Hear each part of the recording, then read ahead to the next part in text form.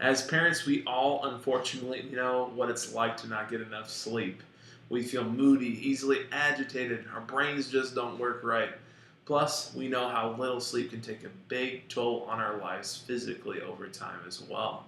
And that's just you and me as parents and adults. Consistent poor sleep for our kids can take the whole household for a tailspin. In addition to the emotional component of things, long term poor sleep contributes to digestive issues, immune system struggles, focus and behavioral challenges, as well as anxiety and depression. Our bodies and brains do some of their best work while we're just sleeping. And with it being a key pillar to your kids and your family's health and well being, let's talk about how you and your family can get better sleep and do it naturally.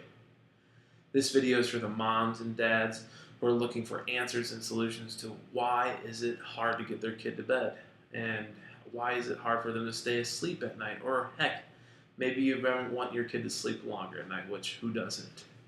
It's important to know that neurologically, what causes kids to not want to go to sleep or stay asleep through the night, and what the most common natural remedies are that can help with the nervous system in order to calm and rest.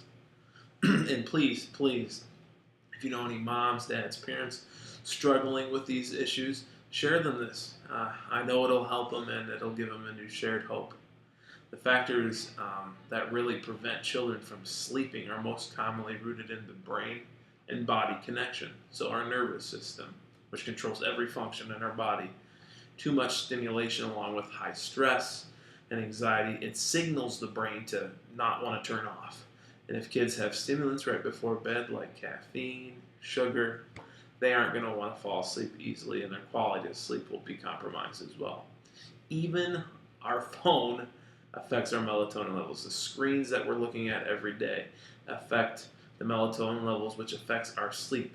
And the overuse of technology is a major problem that both we as adults are facing and our children, and it's interrupting all of our sleep significantly. This, along with anxiety, emotional stress, all signal the brain everything in contrast to resting. And essentially, our nervous systems get stuck on in a sympathetic fight or flight mode. And this will affect the brain's ability to shut off and will disturb sleep cycles by interrupting REM patterns and even circadian rhythms. Now, to conquer these challenges naturally, we need to look at the remedies that work with the body's natural process. And it's important here to know that a lot of the times melatonin is commonly recommended, but our bodies already naturally produce melatonin. So we're looking for ways to support a more natural balance of melatonin rather than relying on having a dependency on melatonin in the future for sleep. So here are a few quick tips you can use today to help improve sleep. Bedtime routine, make sure it's consistent. Use a white noise machine, or there's plenty of apps on your phone that help with white noise. Create ideal room conditions. This includes temperature of the room. You want to also make sure that you're having a very dark room, a dark space that doesn't let any outside light in, so you can get into a deeper REM sleep. Another thing would be avoiding screen time before bedtime, at least an hour. That blue light is harmful and does affect our melatonin levels, as well as there are some other modes. I'd say an hour, but you can use a filter on your phone that will be red light, especially for us adults. And even if our kids have a routine of that, trying to wean them off to where it's something where it's a red light or no blue light on the screen. You can also use other sleep-supporting foods like chamomile tea, pistachios, ashwagandha supplementation. Those are all things that can help with winding down and getting into that more parasympathetic mode of resting and sleeping. And then watching our stimulation and activity during the day is another important one. And last but not least, even for our parents, keep caffeine away. Don't be having a cup of coffee fully caffeinated before you go to bed, because it's going to affect the quality of sleep and how deep a sleep you get.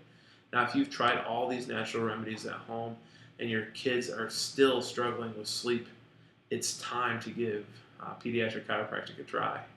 All kids are unique, and the majority of struggles that they have start with their brain and their nervous system.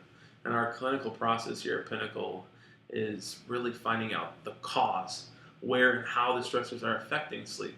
And it's key in order to find those to have long-term success without needing any additional supplements or medications, and to help remedies that we stated above work even easier for you as a parent. So if you need sleep to be easier for you and your family, you want longer sleep, better sleep for your kids and family, because sleep is the main building block of health, um, we would love to help you. So give us a call, and we look forward to seeing you in the office. Peace and love. This is Dr. JJ.